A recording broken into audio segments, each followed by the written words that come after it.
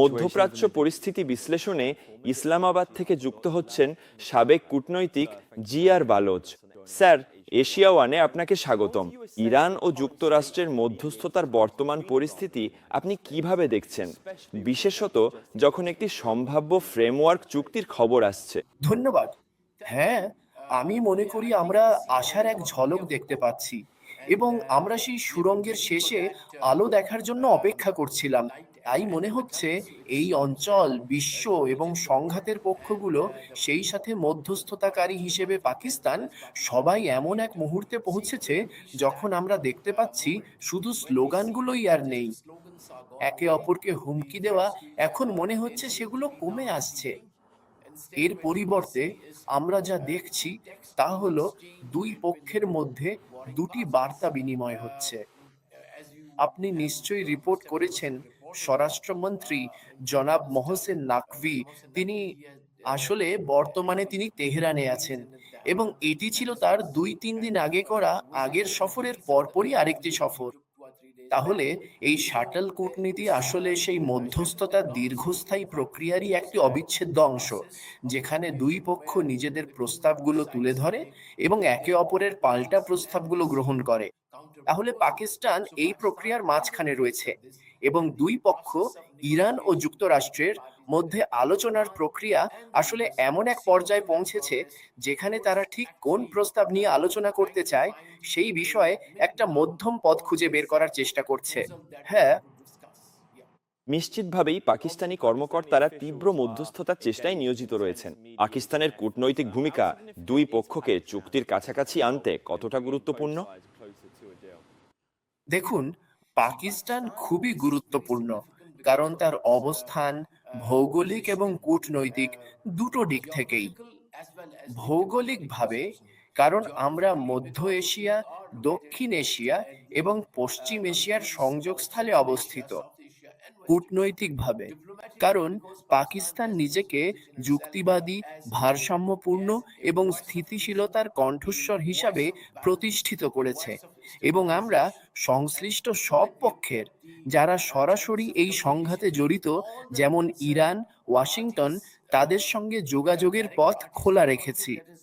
এছাড়াও আঞ্চলিকভাবে যারা অংশীদার, যেমন জিসিসি দেশগুলো, বিশেষ করে সৌদি আরব এবং অন্যান্য আঞ্চলিক শক্তিগুলোর সঙ্গেও আমরা যোগাযোগ রাখছি।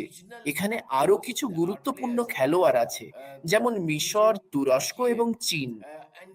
এগুলোই আসলে পাকিস্তানের অবস্থানকে অত্যন্ত শক্তিশালী করে তোলে। এর চেয়েও গুরুত্বপূর্ণ হলো সর্বোচ্চ পর্যায়ে যোগাযোগের চ্যানেল। আমাদের chief of defence field marshal Asim Munir, প্রধানমন্ত্রী, পররাষ্ট্রমন্ত্রী, তারা তাদের নিজ নিজ সমকক্ষদের সঙ্গে কথা বলেছেন এবং তেহরান ও ওয়াশিংটনের সর্বোচ্চ সিদ্ধান্ত গ্রহণকারী পর্যায়েও যোগাযোগ করেছেন। তাই এই ধরনের যোগাযোগ আমাদেরকে বাস্তব সময়ে প্রবেশাধিকার দেয় এবং এটি যেভাবে চুক্তিতে পৌঁছাতে সাহায্য করে তা হলো এখানে কোনো সময়ের ফাঁক থাকে না, যেখানে এই বিঘ্নকারীরা, আমরা ভুলে গেলে চলবে না, এখানে বিঘ্নকারীরা আছে। যেই মুহূর্তে তারা দেখে দুই প্রতিপক্ষের মধ্যে কোনো যোগাযোগ নেই, তখনই তারা সেই ফাঁকটা কাজে লাগানোর চেষ্টা করে, মিথ্যে পতাকা দেখিয়ে কিংবা মিথ্যে গল্প ছড়িয়ে। তাই আমি মনে করি এইভাবে পাকিস্তানের অবস্থান খুবই কৌশলগত, অত্যন্ত নির্ধারক এবং আসলে এই অঞ্চলের জন্য খুবই স্থিতিশীলকারী। জি। স্যার, যুক্তরাষ্ট্র ইরানকে ইউরেনিয়াম ছাড়তে চাপ দিচ্ছে এবং অন্যান্য বিকল্পের হুমকি দিচ্ছে। এই দূরত্ব কমানো কতটা কঠিন? জি, ইউরেনিয়াম সমৃদ্ধকরণের এই বিষয়টি রয়েছে, যেখানে যুক্তরাষ্ট্র এমন নিশ্চয়তা চায় যে ইরান কখনোই পারমাণবিক রাষ্ট্রে পরিণত হবে না বা তারা কখনোই অস্ত্রমানের ইউরেনিয়াম অর্জন করবে না। অন্যদিকে ইরানের জন্য এটি আসলে সার্বভৌমত্বের প্রশ্ন এবং জনমতের বিষয়ও বটে।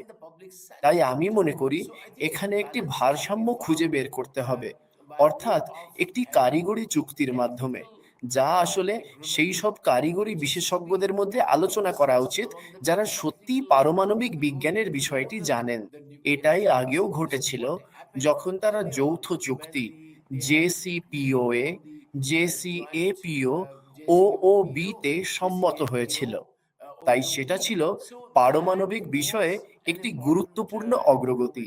তাই আমি মনে করি সেটি একটি খুব ভালো কাঠামো দিতে পারে।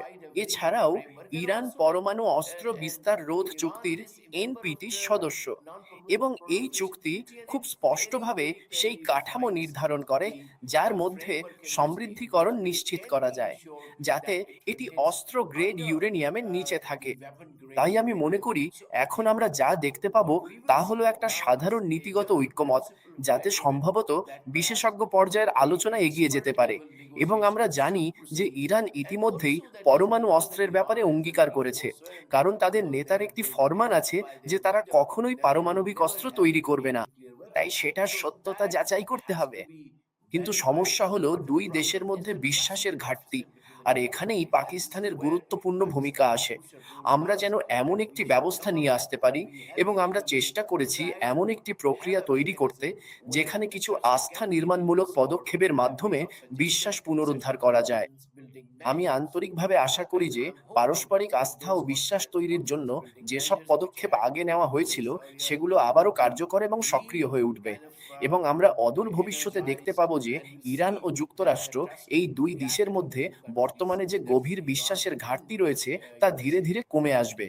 এতে করে প্রকৃত আলোচনা ও শান্তি প্রক্রিয়া আরো দৃঢ়ভাবে এগিয়ে যেতে পারবে, এবং এই অঞ্চল ও পুরো বিশ্বকে আরো একটি ভয়াবহ যুদ্ধের হাত থেকে রক্ষা করা সম্ভব হতে পারে, যা সমগ্র অঞ্চল এবং বিশ্বের জন্য চরম বিপর্যয়কর এবং ধ্বংসাত্মক হিসাবে প্রমাণিত হবে। হ্যাঁ।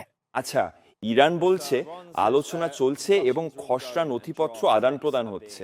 এটা কি সত্যিকারের অগ্রগতির ইঙ্গিত দেয়, নাকি উভয় পক্ষ এখনো একে অপরের সীমারেখা পরীক্ষা করছে?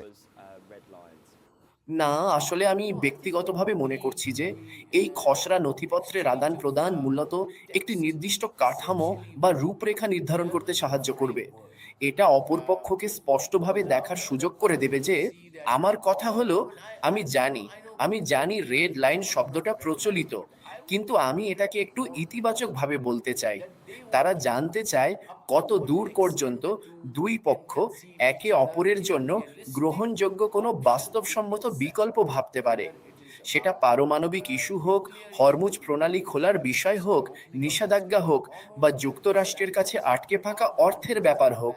আসলে সবচেয়ে ভালো উপায়, যা আমি নিশ্চিত তারা নিশ্চয়ই করছে, সেগুলো করা যেগুলো বাস্তবায়নযোগ্য। উদাহরণস্বরূপ হরমুজ প্রণালী খোলা বা সেটার জন্য একটা কাঠামো তৈরি করা দিয়ে শুরু করা যেতে পারে, কারণ এটা সবচেয়ে দ্রুত করা সম্ভব। এরপর যুক্তরাষ্ট্রের কাছে আটকে থাকা ইরানের কয়েক বিলিয়ন ডলারের অর্থ ছেড়ে দেওয়া।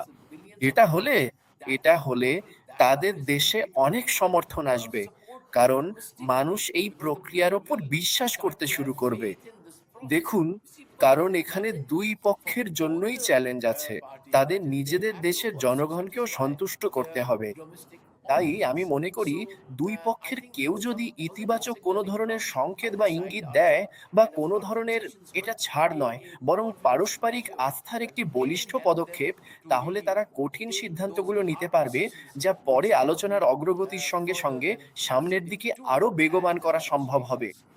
হ্যাঁ, অবশ্যই একটা কার্যকর পদ্ধতি আছে, এবং দুইটি পাঠ্য বিনিময়ের ক্ষেত্রে যে কৌশলটি বর্তমানে অবলম্বন করা হচ্ছে সেটি নিঃসন্দেহে একটি উল্লেখযোগ্য ইতিবাচক অগ্রগতি। এটি নিঃসন্দেহে ইরান ও যুক্তরাষ্ট্রের মধ্যে চূড়ান্ত শান্তি আলোচনায় একটি অগ্রগতি।